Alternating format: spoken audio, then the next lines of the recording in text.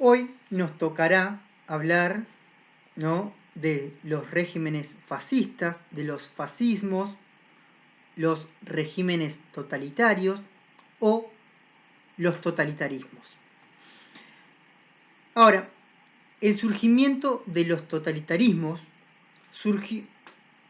constituyó uno de los rasgos más distintivos del siglo XX. Era un sistema político que carecía de precedentes, pero que igualmente fue acogido por movimientos políticos que representaban posturas contrarias en el espectro ideológico de la época. Fascismo y nazismo los podríamos ubicar en la extrema derecha y al estalinismo en la extrema izquierda. En rigor, se aplica el concepto de sistema totalitario a aquellos regímenes políticos que presentan características determinadas, subordinación en forma absoluta de los derechos individuales al poder político, la existencia de una ideología oficial única, representado por el único partido político, el control policial a cualquier forma de disidencia al sistema establecido, la violación sistemática de los derechos humanos, el control y dominio de la vida e intimidad de las personas. La Unión Soviética estalinista, la Alemania nazi o la Alemania hitleriana y la Italia fascista son consideradas de forma unánime por los historiadores como regímenes poseedores de tales características, aunque con diferentes matices entre ellos. Una vez finalizada la Primera Guerra Mundial, o la Gran Guerra, como fue llamada por sus contemporáneos, y luego de la firma del Tratado de Versalles en 1919, los estados europeos debieron adecuar sus instituciones, estas instituciones políticas, a la nueva realidad. Sin embargo, no todos los países lograron mantener como régimen o como forma de gobierno a la democracia liberal y parlamentaria. En los casos de Alemania e Italia, por ejemplo, el sistema democrático liberal sufrió una profunda crisis, situación que derivó en una reorganización estructural de esas sociedades y estados bajo la forma de gobiernos autoritarios y totalitarios. Una expresión fue el surgimiento, el desarrollo y el ascenso del fascismo en Italia y del nazismo en Alemania. En la Unión Soviética, por su parte, la llegada de Stalin al poder implicó la adaptación de una serie de medidas que orientaron el gobierno del proletariado hacia el totalitarismo. Ahora, nosotros nos preguntamos, y frente al problema de las categorizaciones o de las caracterizaciones historiográficas, cuando hablamos de totalitarismos, muchas veces nos preguntamos si son totalitarismos o estos procesos fueron revolucionarios. Para entender mejor el análisis y la utilización de algunos conceptos académicos que han sido modificados o manoseados por algunos, lo que haremos es tratarlos por separado para lograr una mejor comprensión de los mismos.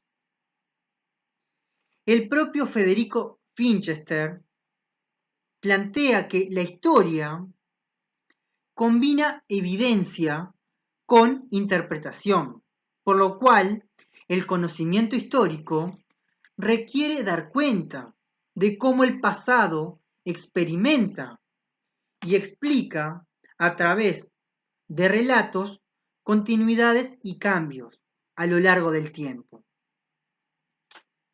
A lo largo del siglo XX, algunos conceptos utilizados frecuentemente, tanto por historiadores, profesores de historia e incluso por personas en general, han ido cambiando el significado original, ya que hemos tomado muchas veces conceptos académicos y los transformamos en expresiones de uso cotidiano, por lo cual, especialmente en las últimas 2 décadas, se descontroló completamente.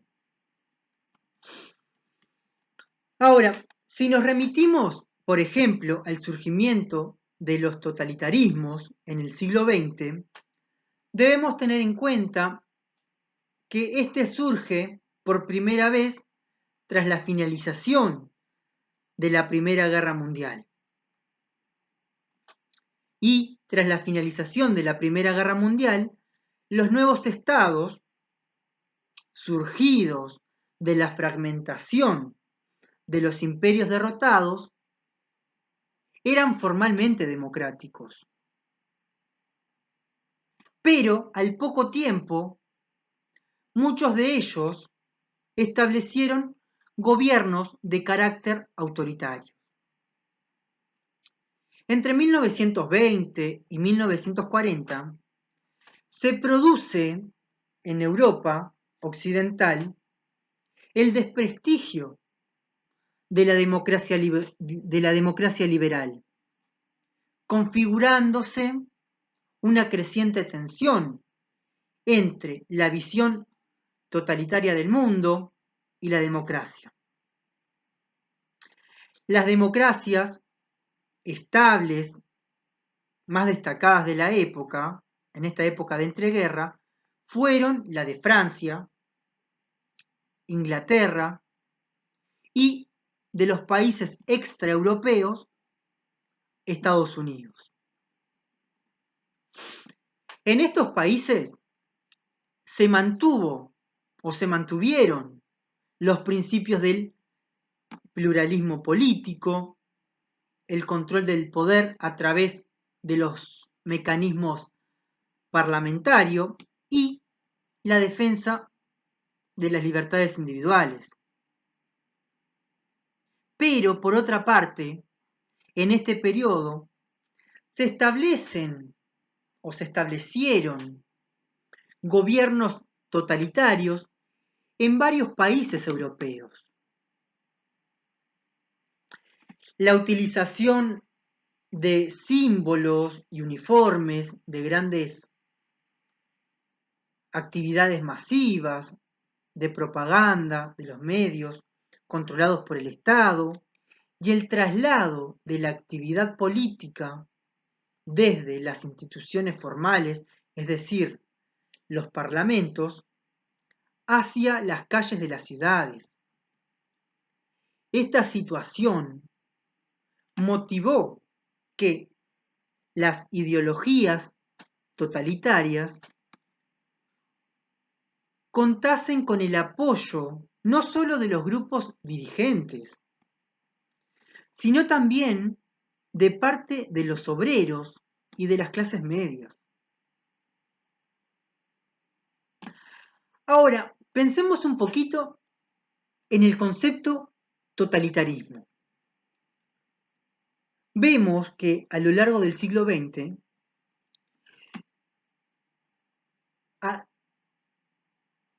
ha sufrido una transformación.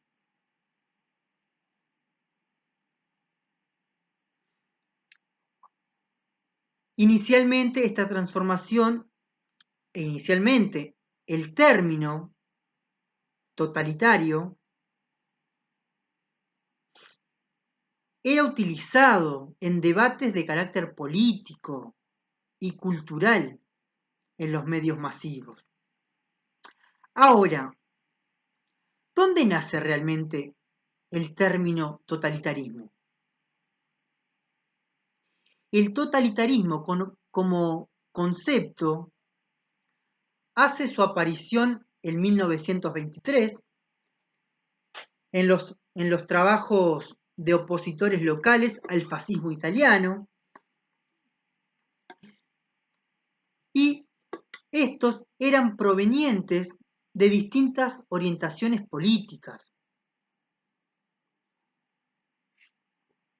Y a lo largo del siglo XX fue desarrollándose de diferentes maneras. El propio Enzo Traverso sostiene que durante los últimos años hubo un renacimiento espectacular de este concepto, sobre todo después de 1989, el año de la caída del muro de Berlín, seguida a poca distancia del fracaso de la Unión Soviética. Y el primer elemento que promovió dicho resurgimiento fue la atroz situación del genocidio judío desarrollado. Ahora, ¿qué es lo que se nos viene a la mente o a la cabeza cuando hablamos o cuando pensamos en totalitarismos o totalitarismo? El siglo XX ha sufrido un periodo de transformación. Frente a una democracia liberal en crisis, durante el periodo de entreguerra, se instauran nuevas formas de gobierno. Y esa nueva forma de gobierno son los regímenes totalitarios, cuya característica fundamental es adaptar el proceso autoritario al problema de la integración de las masas. Pero el concepto, teniendo en cuenta el periodo en que se desarrolla, está estigmatizado por los liberales como una ideología que se contradice con el sistema político existente. Cuando pensamos en concepto o en el concepto de totalitarismo o fascismo, incluimos regímenes tales como la dictadura nazi, que fue hasta 1945, o la dominación estalinista hasta 1956 al menos. Estos regímenes, desde sus inicios hasta la caída, han presentado características particulares. Sin embargo, desde la historiografía existe la tendencia natural a reducirlos a una serie de elementos concatenados: partido único, dictador absoluto, ideología de Estado, monopolio de los medios de comunicación y de los medios de coerción, terror y economía planificada. Pero a pesar de las diferencias existentes, todos los regímenes presentan características comunes.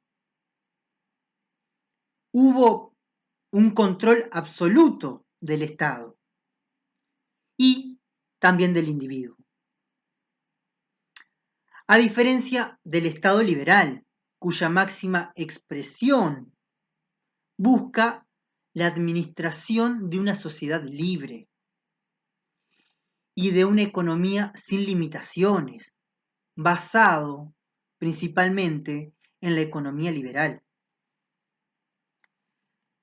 Los estados totalitarios, sin embargo, en el ejercicio del poder, buscan el control masivo de la sociedad mediante un sistema terrorista de control policíaco que lo recubre y resguarda y que viene a complementarlo eficazmente a sus tareas de intervención sobre el tejido social, tratando de llegar hasta donde el partido no llega y ejerciendo al mismo tiempo vigilancia y garantías anticorrupción.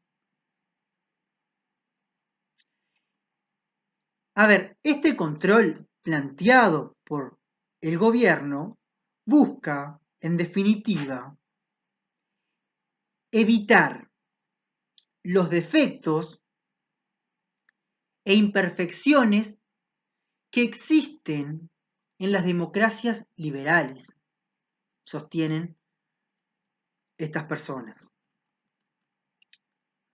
Ahora, esta idea centralizadora, sin embargo, omite las del proyecto social y los objetivos que plantea cada uno de estos gobiernos. Ya desde sus comienzos y consolidación política, ambos logran acceder al gobierno de forma diferente. Por un lado, el estalinismo es producto de una revolución, y como lo fue la revolución socialista de 1917. Mientras que el otro logró hacerse del poder por la vía legal, es decir, aprovechando los cálculos errados de las élites tradicionales y convirtiéndose luego en régimen a través de una revolución desde arriba.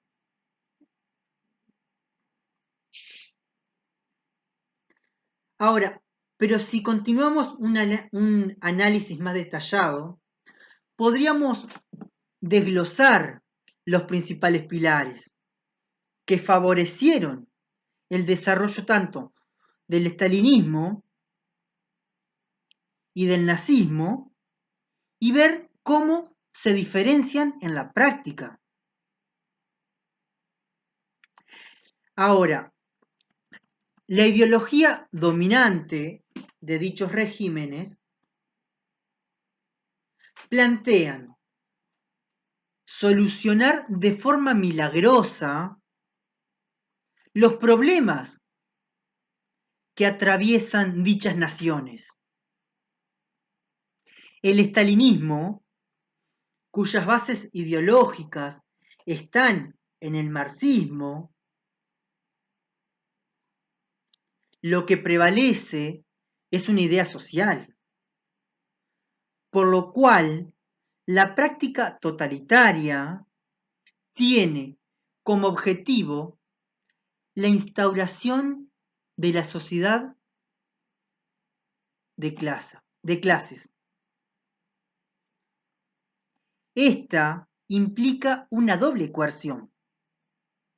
En el orden político, para neutralizar la resistencia de la burguesía y al mismo tiempo la de los adversarios socialistas, es decir, los adversarios de los bolcheviques. Y en el orden económico, mediante la expropiación a la burguesía para colectivizar, es decir, al menos en un primer momento, poner en manos del Estado. ¿Qué es lo que se busca poner en manos del Estado? Bueno, los medios de producción. Esos medios de producción que hasta el momento estaban bajo la órbita privada y en manos de la burguesía. Gracias a estas acciones desarrolladas durante el periodo de comunismo de guerra, los bolcheviques lograron poner en sus manos todos los poderes existentes. Pero la Alemania hitleriana tuvo un proceso diferente al que se desarrolló en la URSS, ya que la voluntad unificadora que planteaba el nazismo era la superioridad racial y no la del Estado. Por lo cual era un simple instrumento, es decir, el Estado era un simple instrumento al servicio de los objetivos raciales.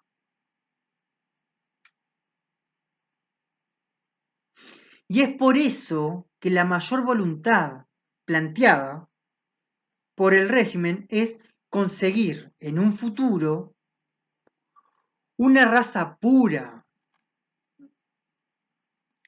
de todo germen de decadencia y de eliminar los elementos impuros que podían comprometer la integridad de la sangre alemana, principalmente judíos que eran la raza negativa por excelencia del nazismo. El propio Hitler, en su libro Mi lucha, estableció una teoría racial, donde establecía que la raza aria era superior y estaba destinada a dominar el mundo. Por lo tanto,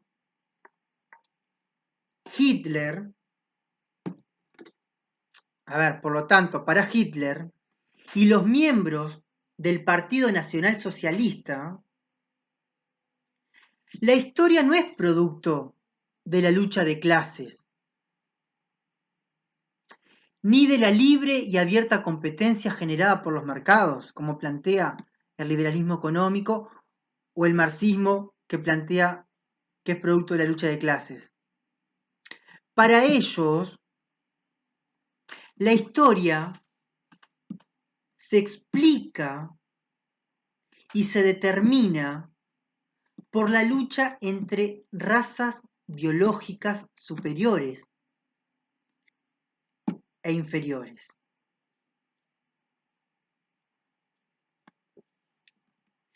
Ahora, si bien ambos regímenes practican la violencia, se diferencian en el tipo y modo de emplearla.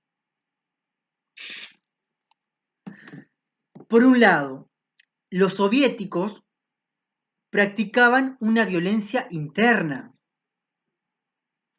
ya que los afectados no solo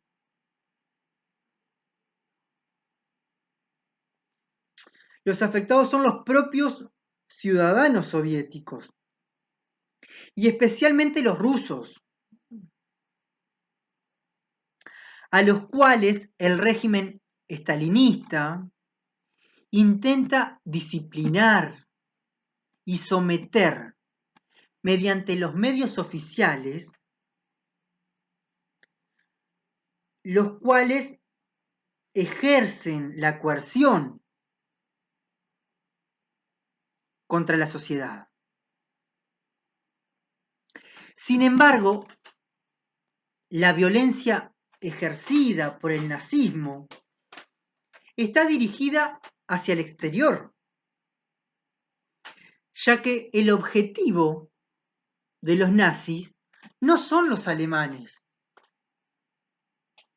sino que el objetivo son todas aquellas razas inferiores, aquellas razas que ponen en riesgo la supremacía alemana,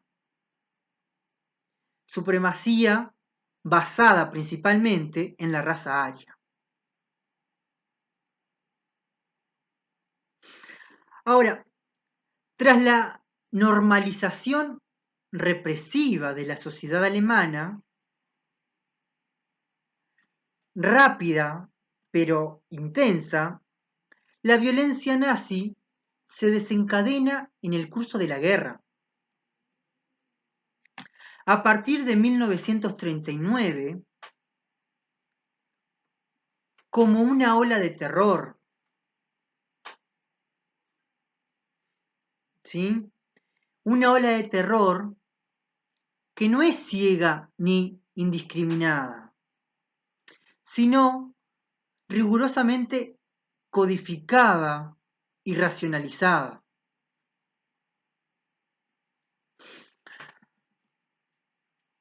Este proyecto totalitario, basado en una ideología oficial, estará o está subordinado al líder carismático y al partido único,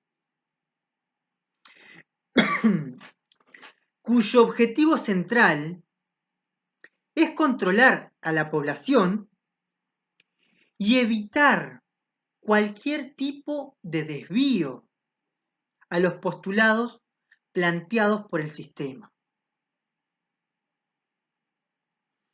Es por eso que el Estado totalitario necesitó un dirigente.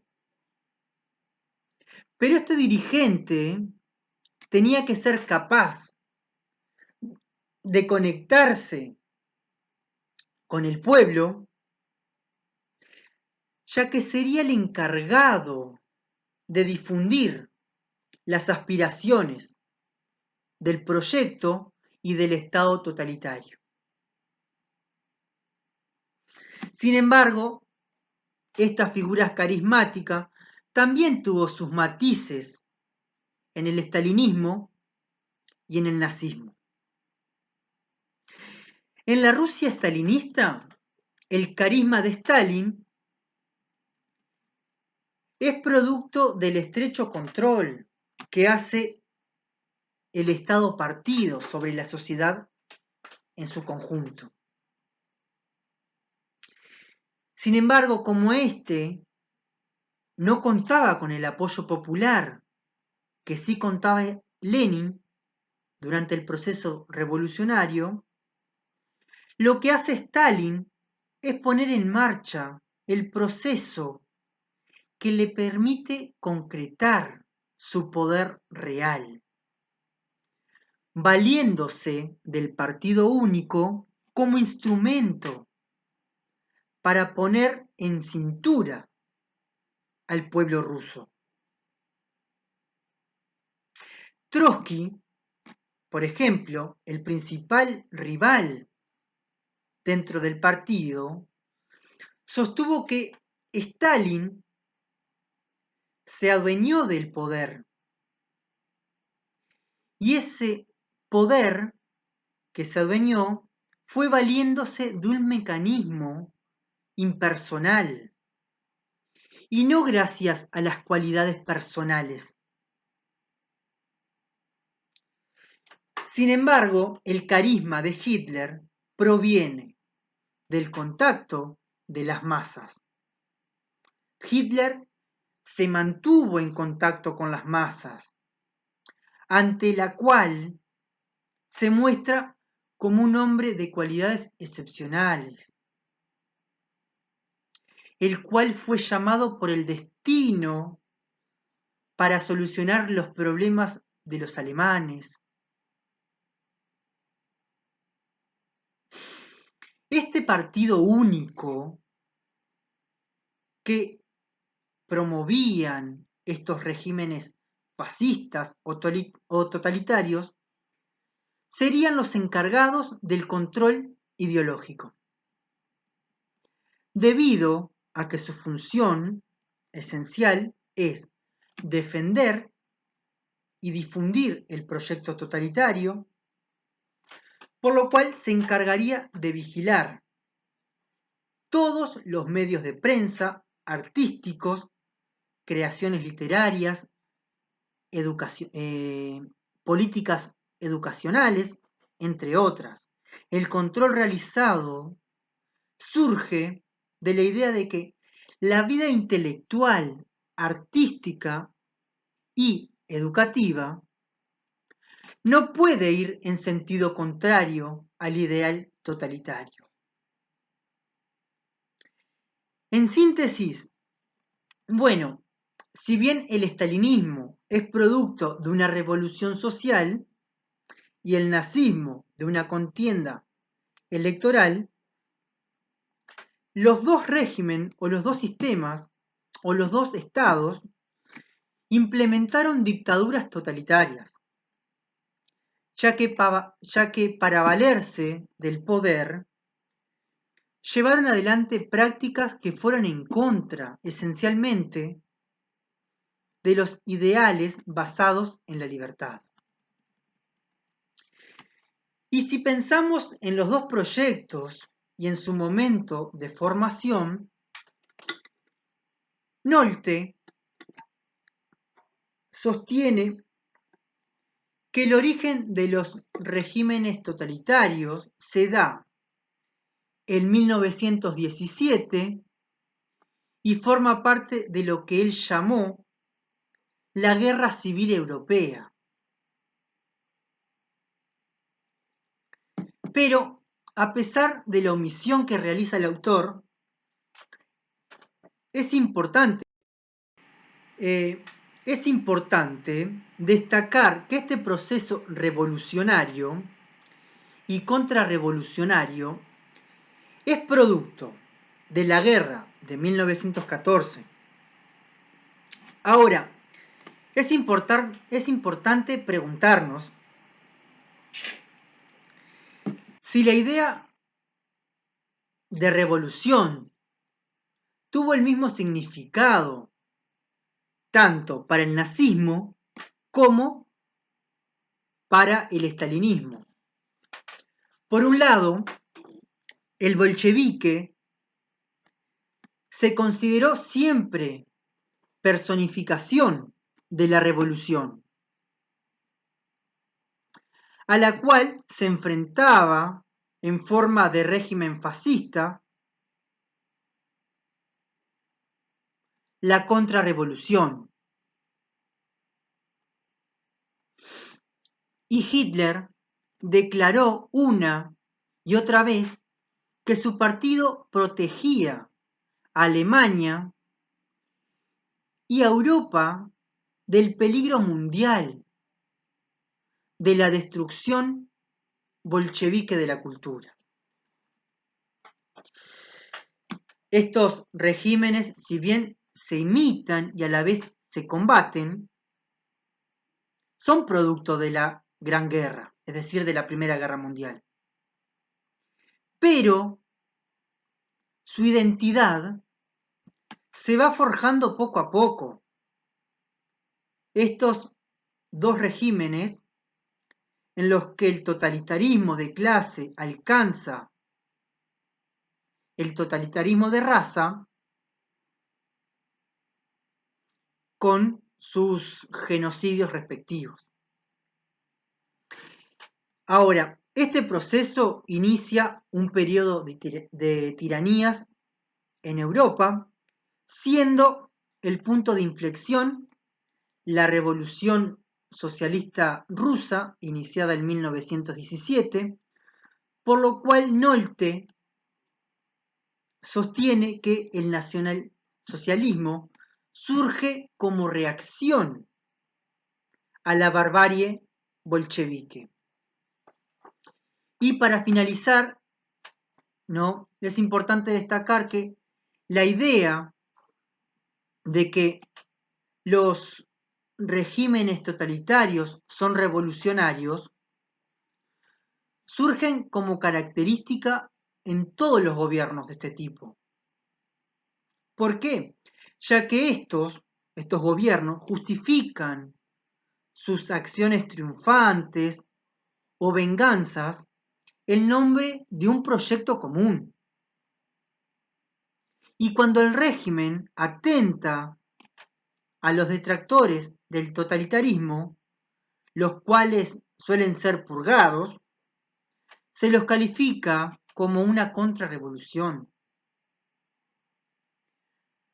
Ahora, para triunfar, estos modelos buscan liderazgo a través de líderes, los cuales justificarán su permanencia en el poder bajo el nombre de revolución permanente. Bueno, hasta aquí el problema de las categorizaciones históricas cuando hablamos de totalitarismo o revoluciones y nos centramos principalmente en el estalinismo y el nazismo.